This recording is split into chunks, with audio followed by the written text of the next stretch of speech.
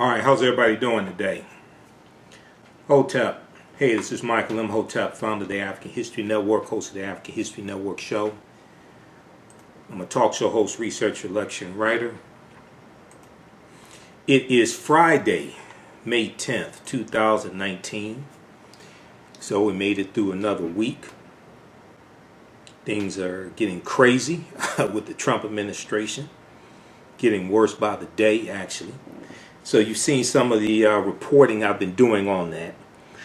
But I wanted to talk about this story because I saw a lot of coverage in the news about Kim Kardashian being responsible for freeing 17 federal inmates. We know this story came out Tuesday, May 7th, 2019. And I saw a lot of coverage on social media. And BuzzFeed News had an article about this. A number of outlets covered this, right?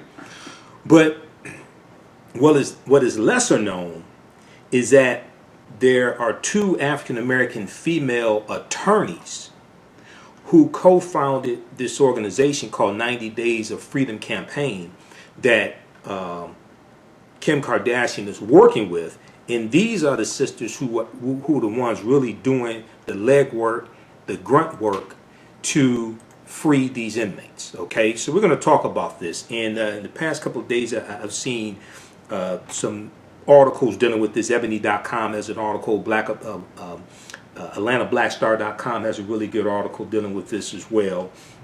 So these sisters deserve credit, not to take anything away from Kim Kardashian, but these sisters deserve the credit because they're the ones doing most of the work. Okay. All right, so everybody share this broadcast on your Facebook page. Invite your friends to tune in also. This is a great story. African-American business owners, post the name of your business here on the thread of the broadcast. We'll let you know how you can advertise with the African History Network also. Email us at customerservice@africanhistorynetwork.com. Customerservice@africanhistorynetwork.com. We'll let you know how you can advertise with us.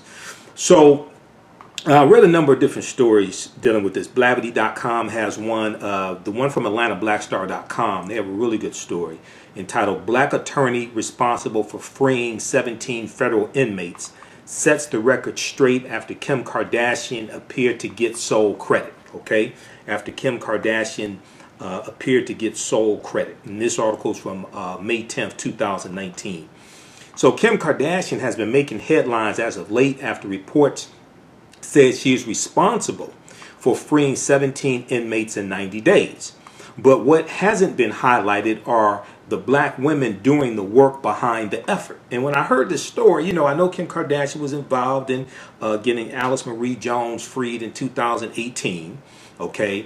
And Donald Trump wanted a photo op with Kim Kardashian. So he freed Alice Marie Jones, commuted her sentence actually. And I was wondering, okay, so how exactly was Kim Kardashian able to do this for 17 days? I know she wants to be an attorney. Keep in mind, her father, Robert Kardashian, was a very high-powered, well-known attorney, and he was part of O.J. Simpson's dream team in 1995. Okay, and Robert Kardashian was a businessman also. He died in 2003. He had a net worth of about $30 million when he passed away. So her father was an attorney, okay? And even though she's a reality TV star who, let's keep it real, really became big because of a sex tape that she made with Ray J, okay? And then the sex tape was distributed by Vivid Entertainment. And it became like the best-selling celebrity sex tape in history. Then after that, they got the TV show Keeping Up with the Kardashians. Okay, I'm not hating on them. I mean, this is easily verifiable. This is what happened. Okay, so when I heard that she wanted to be an attorney, I said, well, her father was an attorney, right? So, and she is involved in some type of criminal justice reform. So that's understandable. All right, so.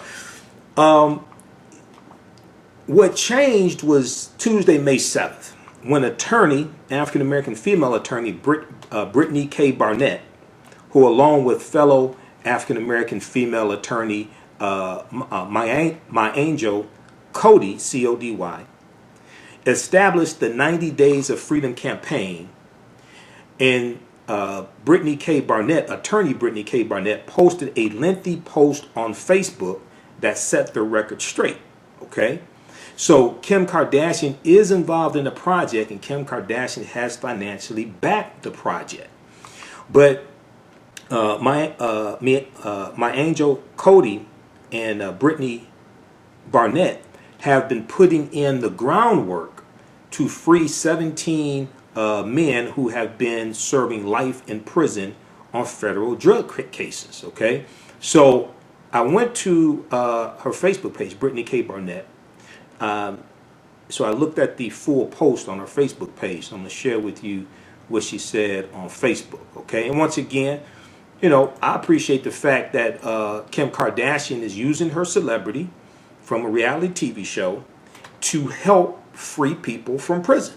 Okay, I appreciate that, and I hope more people see her example and do it. But, you know, we got to give credit to these sisters also, because they're doing the majority of the work. And also, Brittany said that she respects and appreciates what Kim Kardashian is doing, and her issue is not with Kim Kardashian. She realizes it's the media behind it. It's basically the white controlled media. Okay, it's basically the white controlled media that is perpetuating this. All right, I almost said perpetrating a fraud, but it's basically the white controlled media that is perpetuating this. So let's look at what Brittany said. So on Tuesday, May 7th, 2019, 11:31 p.m., Brittany posted, she said, "The first and last time I will speak on it. Seriously. Because the negativity from today is misdemeanor sugar honey iced tea." And she used the expletive. "And we still have lives to change." Okay? MiAngel Cody, or MiAngel Cody, MiAngel.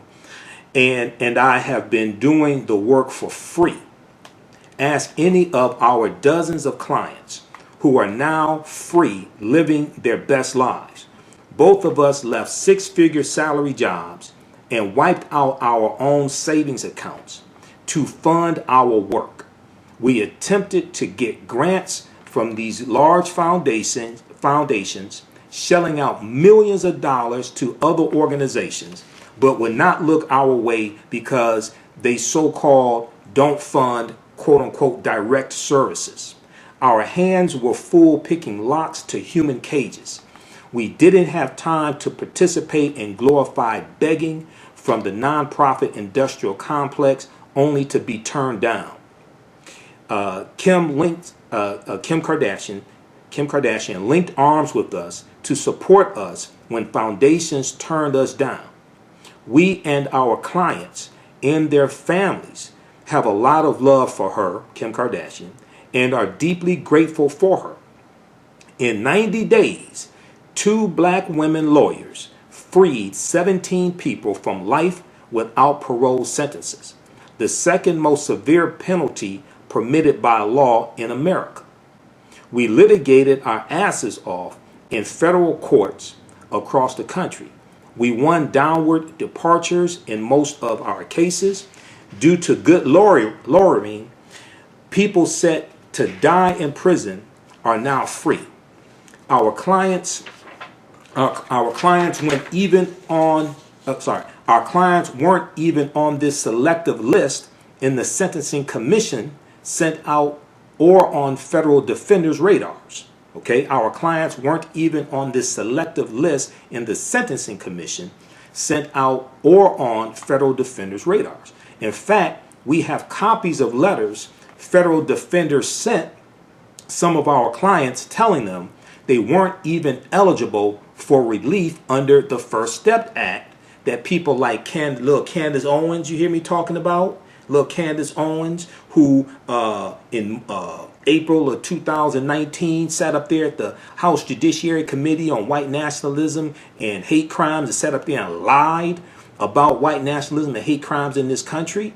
And she wanted to give credit to Donald Trump for the First Step Act. Didn't say anything about Representative Hakeem Jeffries. Now, this is in a social media post. She wanted to give credit to Trump about the First Step Act. and saying this is going to undo, what the 94 crime bill did. She has a very poor understanding of history, one.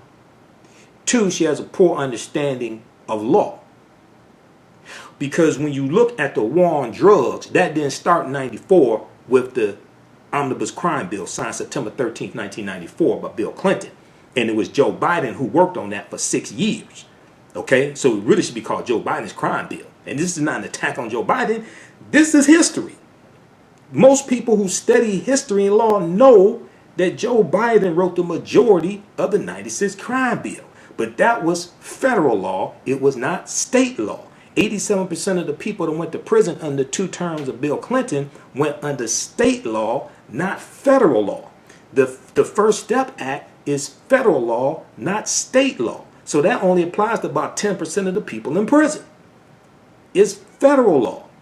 Senator Cory Booker was involved in getting the First Step Act passed in the Senate, and he helped. And even before Trump won the presidency through the Electoral College, you had bipartisan support in the Senate for criminal justice reform back in 2016, but it was Senator Jefferson Beauregard Sessions III from Alabama who was totally against criminal justice reform. He blocked it in the Senate. Trump did not campaign on criminal justice reform in 2016. He campaigned on law and order. During the midterm elections in 2018, he did not campaign on criminal justice reform. The person who pushed criminal justice reform in the White House was not Trump, it was Jared Kushner, his son-in-law. Why? Because Jared Kushner's father went to prison. Who sent him to prison? U.S. Attorney Chris Christie, who became Governor Chris Christie. And this is why Chris Christie did not get, even though he joined the Trump campaign, he did not get a position in the Trump administration because Jared Kushner was advocating against him because Christie sent Jared Kushner's father to prison. So when we look at the First Step Act, we got to look, first of all, now it's good that you have some African Americans who are being released from prison because of the First Step Act. Don't get me wrong. But at the same time, when I see Trump doing photo ops with black people who were in prison, but when he came into office, he reversed President Obama's initiative to end the usage of privatized prisons for federal prisoners. He reversed that because Core Civic and Geo Group, 2 of the largest owner-operators of privatized prisons in the country, and Core Civic used to be called Corrections Corporation of America, they donated almost $600,000 to Donald Trump's presidential campaign.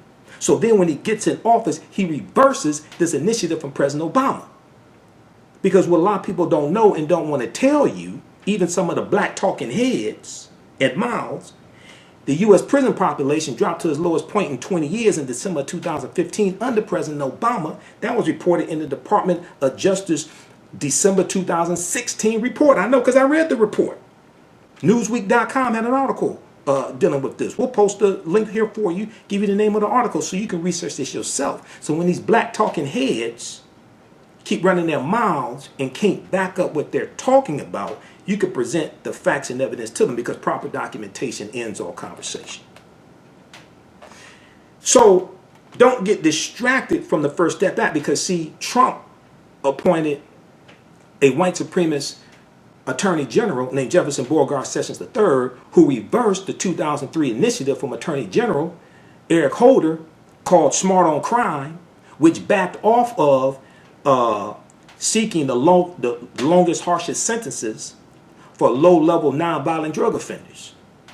Sessions reversed that because he's totally against any criminal justice reform. Sessions is against using consent decrees to force police departments to have a history of violating the rights of African Americans. He's totally against using that to bring about reforms in the police departments. So when Sessions was sworn in as Attorney General, some of the first things he did was back out of the lawsuit that the Department of Justice was involved in dealing with voter suppression in Texas. He reversed that and backed out of that lawsuit. He also tried to back out of the consent decrees with the Chicago Police Department and the Cleveland, the Chicago and Baltimore. Chicago Police Department and the Baltimore Police Department. But a federal judge ruled that the Department of Justice cannot back out of that. So if you're somebody that is for criminal justice reform, why are you going to nominate somebody like Sessions? Because Trump is not for criminal justice reform. The reason why he gave support to the First Step Act was because of Jared Kushner. It's not because he's for criminal justice reform. Because when you look at all the other moves Trump is making, nothing else that he's doing basically falls in line with being for criminal justice reform. So you got to study this stuff. This is why I do these broadcasts. This is why I post these articles. This is why I do our Sunday night show.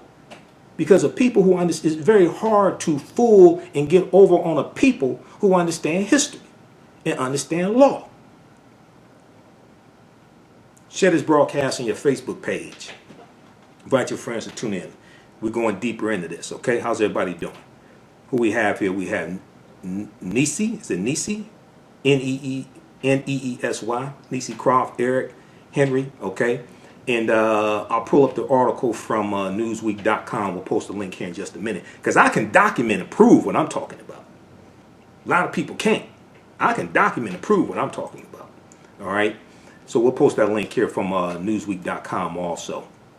U.S. prison population dropped to its lowest point in 20 years under President Obama. Dropped from a peak of 2.3 million down to 1.53 million. But nobody wants to talk about that. The U.S. prison population, the percentage of African Americans dropped from 40% down to 34% under President Obama. Nobody wants to deal with that. I wonder why. I remember before the First Step Act passed, on my Sunday night show, the African History Network show on 9:10 a.m. on Superstation WFDF, I had a white guy who called in who had recently been released from state prison in Michigan. And he said, you know, he was giving Trump credit for at least trying to do something. This is before it even passed. I said, well, wait a second. How you give Trump credit for trying, but you don't give credit to Obama for actually doing something? It kind of stumped him when I asked that question. I said, how you give credit to Trump for trying? And then I went and I said, wait a second, these other moves he made don't fall in line with criminal justice reform. How you give credit to Trump for trying, but you don't give credit to Obama for actually doing? That's called white privilege. That's what that's called. See, he didn't want to answer the question. It stumped him when I hit him with that. Okay? But I'm somebody who actually studies this information. All right, so let's post this link here from Newsweek.com so you can go research this, because this is an example of how elections have consequences. When we talk about $250 billion in tariffs on Chinese goods, that is going to be American taxpayers that got to pay for that stuff. Okay? That's an example of how elections have consequences. And you should ask yourself the question, all those black people that are running around telling you don't vote in 2016, you should go ask them, who was paying you to tell us not to vote? You ever ask yourself that question? All those black people running around telling you don't vote in 2016, you should go ask them, go find them. Who was telling you, who was paying you to tell us don't vote? And also, all the talking heads that were tearing down President Obama, you should ask them, why ain't you doing the same thing to Trump? If you're going to talk negatively about Obama, you should be talking negatively about Trump 20 times as much as Obama. I mean, let's keep it real. All right. So name of this article from Newsweek.com, the U.S. prison population exceeded 1.5 million in 2015. I just read the first paragraph for you to break this down. The U.S. prison population fell the most in almost 4 decades to 1.53 million inmates in 2015, resulting in the lowest rate of incarceration in a generation, the Department of Justice said on Thursday. The drop has been driven by changes in federal and state corrections policies that include drug treatment programs and the sentencing of fewer nonviolent drug offenders to federal prisons, the department said in its year-end report on prison populations. Well, what was the date of this? Was this from 2019, 2018? No. This is from December 29, 2016. Who was the president then? So go read this. It has the link to the actual report from the Department of Justice. I read this when it came out in the end of 2016. Let's continue. So, and also, if you like this type of information, you can donate to the African History Network, paypal.me/the AHN show, paypal.me/the AHN show, or at our website, AfricanHistoryNetwork.com. Click on the yellow donate button. This helps us to keep doing the research, pay the bills, stay on the air, finance our Sunday night show, etc. Okay, because this is a lot of work. All right, let's continue.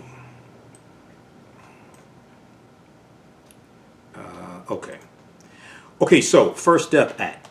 All right, that's where we left off. Our clients weren't even on the selective list the Sentencing Commission sent out or on federal defenders' radars. In fact, we have copies of letters federal defenders sent some of our clients telling them that they weren't even eligible for relief under the First Step Act, but we got them free. Our work in 90 days is historic. We picked some up from prison. We gave reentry stipends. We continue to support them upon release. Okay. Now, hopefully, African American celebrities will donate to these sisters. What they're doing is phenomenal. Hopefully, African American celebrities. Hopefully, some of the mega pastors.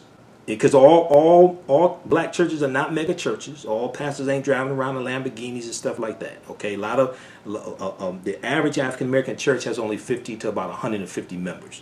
So a lot of these ministers and pastors are working 2 and 3 jobs to keep their little storefront church open. I understand that.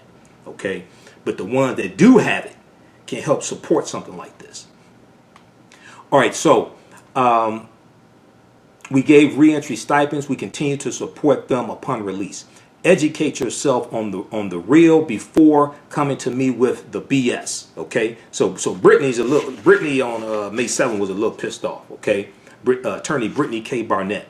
Educate yourself on the real before coming at me with the BS. Okay, but she actually spelled it out. Okay, she probably had a hand on her hip at the same time. I may seem quiet, but I promise I'm not the one. The criminal justice reform space is the messiest, pettiest, most divisive, and cliquish sugar honey iced tea I've ever seen in my entire life, with human lives at stake. The drama is mind-blowing. I've never seen anything like what goes on in this space, and I want no parts of the drama. This is why my sis and I, she's referring to MiAngel Cody, Sister Cody. This is why my sis and I stay in our corner and do the work, and why we will continue to do so. Both of us have had a parent in prison. This work is real to us. So both of them had a parent in prison, but both of these sisters went on to graduate from college and get law degrees also. Okay, so once again, what these sisters are doing is phenomenal. We are elated 17 people will not die in prison. We are elated 17 families are restored. Instead of negativity about Kim Kardashian, why don't y'all reach out and reach out and see if the 17 people we helped free need anything? Welcome them home. Give them jobs. Send a care package. Amplify their voices without the sharecropping. Kim Kardashian has always been very clear in her role. It's the media that spins it around, not Kim. So Brittany was very clear. She wasn't blaming Kim Kardashian for this. She said it's the media that was spinning this around. And when I was listening to reports about this in the media, I'm like, so did Kim do all this stuff by herself? Well, I mean, what exactly happened? Okay, and so these sisters were left out of it. So Kim has been very clear in her role. It's the media that spins it around, not Kim. We do not care how the media is portraying it. That's what the media does. Who cares? We need Kim's support and the support of anyone else who wants to join this fight. We love that she is using her platform to raise awareness. We're not trying to be famous. We're trying to get our people free, period. Okay, but I think these sisters are going to become famous from this, and hopefully you have African American entertainers, athletes, things like this, who help get involved in this. The ones who really want to do something, help get involved in this. Hopefully, there's some things that the Congressional Black Caucus can do to get involved, help direct funding to them. Okay, I don't know exactly what it is, but hopefully the Congressional Black Caucus can assist in this as well. Okay, because now prior to hearing the stories about Kim Kardashian, I didn't even know about this initiative. All right, so it's good that Kim Kardashian is involved in this, is bringing attention to what these sisters are doing. Okay, so hopefully this will grow. Now, if we look at the article from AtlantaBlackStar.com, which is an agency established. Okay, so it goes on to say Barnett went on to explain the clients she and Cody worked to free were not even included on select lists issued by the U.S. Sentencing Commission. All right, still the lawyers appreciative. Okay. Still, the lawyer is appreciative of Kardashian's involvement. Let me flip back over to that one here. Still, the lawyer is appreciative of Kardashian's involvement in the efforts and blasted those who took aim at the reality TV star who made headlines for getting clemency granted for federally imprisoned great-grandmother Alice Johnson in 2018. Okay, in response, several commenters praised Attorney Barnett and Attorney Cody's efforts. One said, quote, Brittany K. Barnett, actual facts and supreme truth. Your heart and works are monumental. Amen. Now that's gangster. Keep doing what you're good at. God puts the fight on your heart. Job well done. Somebody said on social media. Now, you had, let's see, I read a number of different articles here. Blavity.com had an article dealing with this. And let's go to the article from Blavity here. Okay, lawyer Brittany Barnett, who Kim Kardashian works with to free offenders, criticizes media for focusing on the wrong things. So in the article from Blavity.com, and I'll wait on that to load up, okay? Wait on that to finish loading. Let's go to some of your comments here. Who we have here? Okay, we had Daryl. I thought Trump had been advocating for reform. Didn't he issue pardons? Pardons and reform are two entirely different things. Pardons deal with once people get there, and there's been just a minuscule number of pardons. Okay, reform is dealing with how they got there and what happens when they get there. So Trump has not been advocating for criminal justice reform largely. He helped support the First Step. He helped support the First Step Act once it really got going. The law was written in the House, and you had a version in the U.S. Senate. Okay, now prior to midterm elections, he tabled the discussion about the First Step Act. That was after he had that big meeting with the black preachers around him, sitting at the table. Pastor John Gray was one of them there.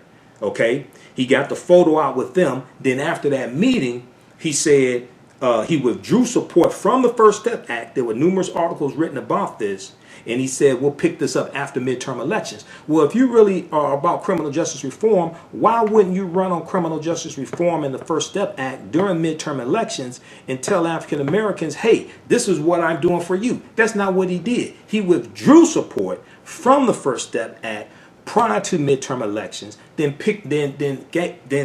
gave support again after midterm elections. See, he's not really for criminal justice reform, period. Jared Kushner was the one in the White House pushing this. All right, Julian watching from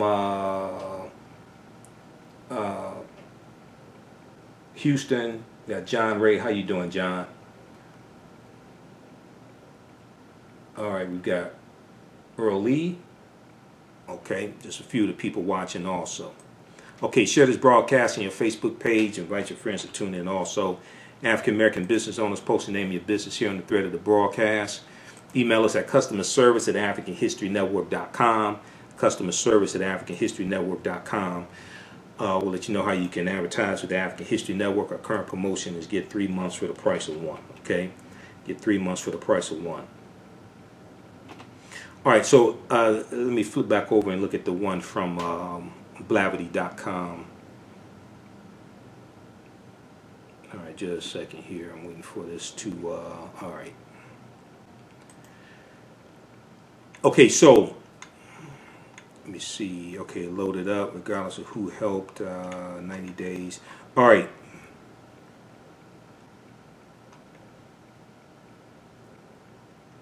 All right. So Attorney Cody and Attorney Barnett are currently working on the Third Strike Project. The Third Strike Project, which is an initiative dedicated to working on behalf of people who were sentenced to life in prison under 3 strike laws. Okay, 3 strikes laws.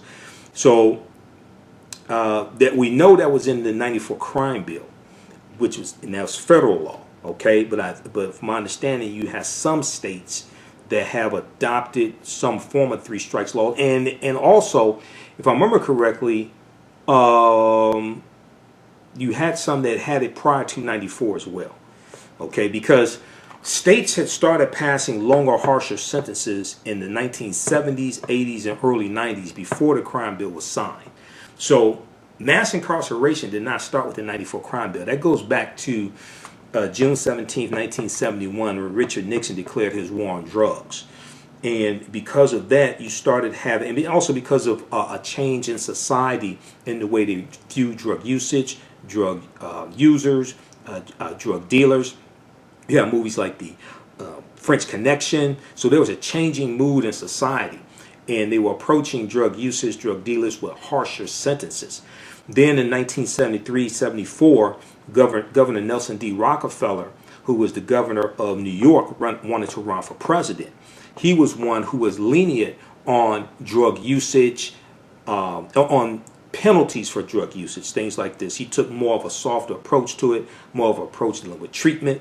Because you had a changing mood in the country and he wanted to run for president, he shifted and he signed into law the Rockefeller drug laws, which gave long, harsh sentences for low-level drug offenses, getting caught with low amounts of drugs, things like this. These were known as the Rockefeller drug laws. This was about 1974.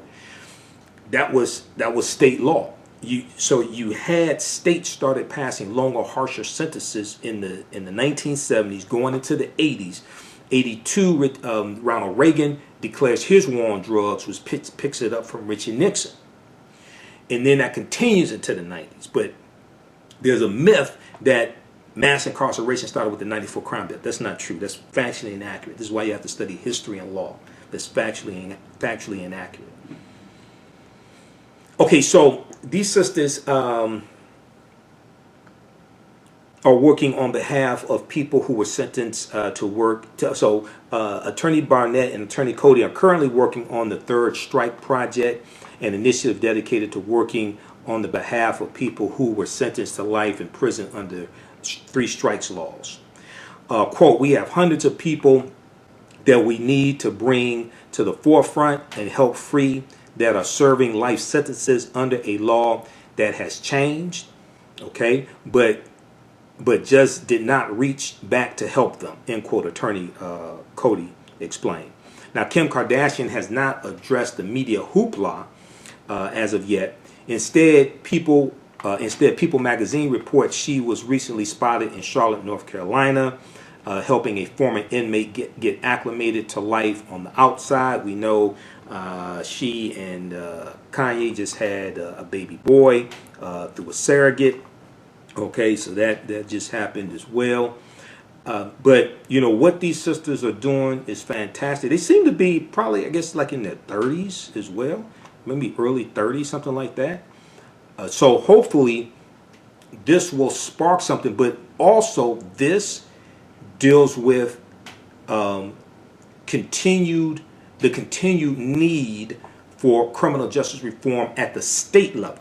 Okay, federal level, yes, but also at the state level as well.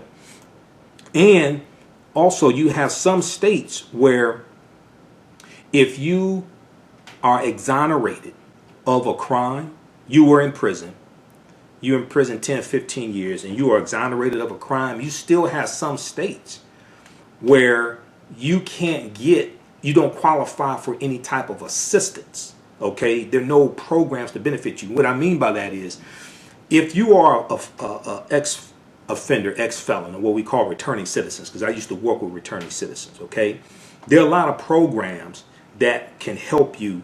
They can help you find jobs, things like that. And it can still be hard to find jobs, but you have some type of assistance. There's some type of programs, agencies, once you are released to help you. Well, in some states, there is no help, okay, oftentimes for people who are exonerated. Now, you haven't had a job in 10, 15, 20 years, okay? You have to have somewhere to live. You don't have any money, okay? Now, you may have family members who can help you somehow, all right? But you've been incarcerated. So you go try to find jobs. Okay, now you got to explain, well, I've been in prison for 20 years. I've been in state prison for 20 years. They exonerated. I didn't do anything. Okay, you may need retraining. You're going to have to have some psychological therapy or counseling for what you experienced in prison. Okay, so you still have some states where there is no help. There are no agencies, things like this, to deal with people who have been exonerated. If they are ex-felons and like have a record, you got funding for that. But the people who were exonerated, some states don't have funding for that. The laws haven't caught up with those conditions. Okay, so that's part of criminal justice reform as well. All right, Kimberly, how you doing, Kimberly? He issued a pardon for a white former soldier who killed a civilian while on assignment. Yeah, in Iran. I think it was Iran. He did that. Yeah, and also he issued a pardon for Sheriff Joe Arpaio from Arizona Sheriff Joe Arpaio. And Arpaio didn't realize that a presidential pardon meant that he accepted guilt. He found that out on MSNBC. Ari Melber showed the beat. Ari Melber is the chief legal correspondent for MSNBC. He's an attorney. He explained to them, you know that when you accept that presidential pardon, that's an exception of guilt, right? You do know that, right? Sheriff Joe Arpaio didn't know that. Okay, post your comments here. And also you can donate to the African History Network, paypal.me/the AHN show, paypal.me/the AHN show. African American business owners, post the name of your business here on the thread of the broadcast. Email us at customerservice@AfricanHistoryNetwork.com. We'll let you know how you can advertise with us. Then we have a few new advertisers. Now, we know African American women like to wear shoes, high heel shoes, things like this, including African American female attorneys. Well, the Nick Knackery Company has something for you, okay? So for very sophisticated, for the soul, the Nick Knackery Company, a new online shoe store is launching. Out of a divine love for shoes, the Nick Knackery Company was born. Their signature soles are artfully handcrafted in small-owned factories to bring you both timeless and on-trend shoes with an uncompromised construction. These creations are for a very sophisticated woman who loves quality and uniqueness just like you. So before you put on your red dress, make sure you get your high heels from the Nick Knackery Company. Okay, follow them on Facebook. The Nick Knackery, KNIK, KNACKERY, the Nick Knackery CO on Facebook, Instagram, Pinterest. Instagram and Pinterest is Nick Knackery CO. You can give them your email address and they'll let you know when they go live at launch.shopknickknacks.com/join us. Launch.shopknickknacks.com/join us. And we'll post that link here also. Okay. And then We know 2019 is time to get your house in order, your financial house in order, and certified financial planner Martisha Patterson, who has been a certified financial planner for over 19 years, can help you do this. She is helping people just like you focus on achieving your financial goals. She can help you with budgeting, a monthly financial plan, saving for emergencies or retirement, and also if you want to start investing but don't know where to start, she can help you as well. Okay, visit our website, pattersonplans, the number 17.com, pattersonplans17.com, or email her at pattersonplans17@gmail.com, pattersonplans17@gmail.com. All right, post your comments here. Let's see who else we have. And we'll post the article from blavity.com as well. Ebony has an article as well about this great story that these sisters are doing. Also, I was trying to see if there's a website or something people can donate. So when you check out these articles, you'll see this as well. Let's see here. Okay, so Barnett took to Facebook to clear the air, saying she and her fellow attorney, MiAngel Cody, established the Buried Alive project years ago. The reality TV star began working with the organization after several foundations refused to help them. Let's see, the Buried Alive project. Let's see here. Let me click on this link here. Maybe able to post it. And we'll give you, we'll post a link to this article from ebony.com as well. Okay.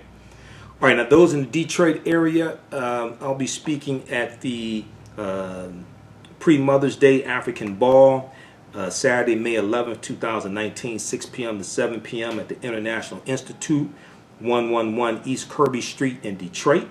Okay. And I'll be presenting on Ancient Africans in America and Great African Women in History, the Mothers of Civilization. Dinner will be served at 7 p.m.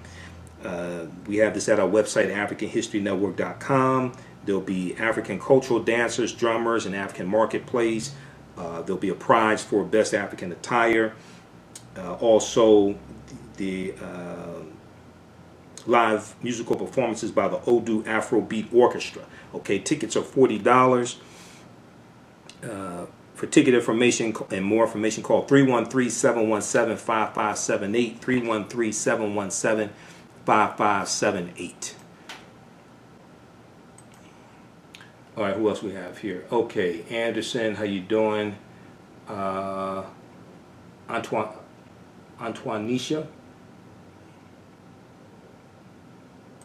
And we'll post this link here from Ebony as well.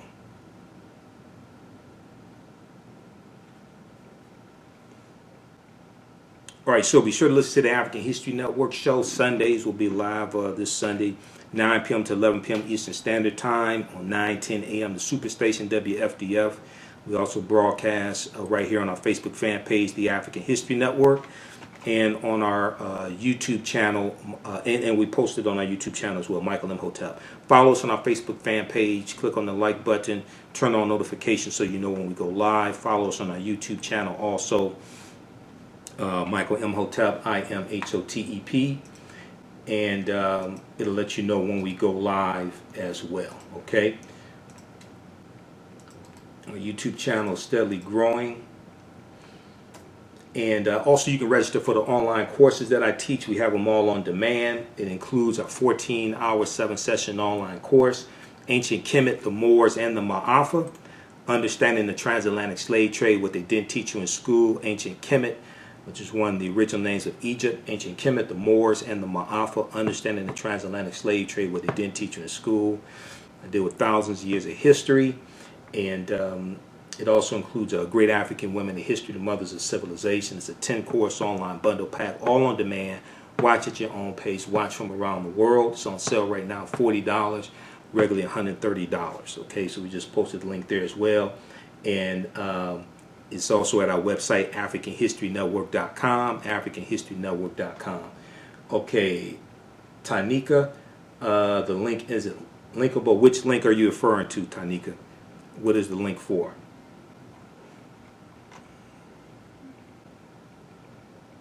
Let me know which link you're referring to.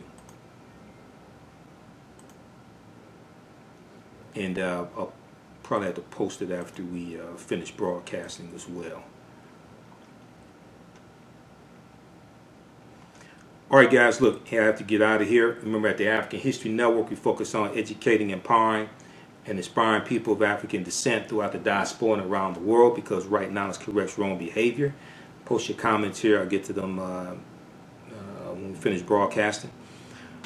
And I'm wearing my Muhammad Ali shirt today as well. Okay, you see Ali behind me also. Okay, remember, at the African History Network, we focus on educating, empowering, and inspiring people of African descent throughout the diaspora and around the world. This story is definitely one of black girl magic.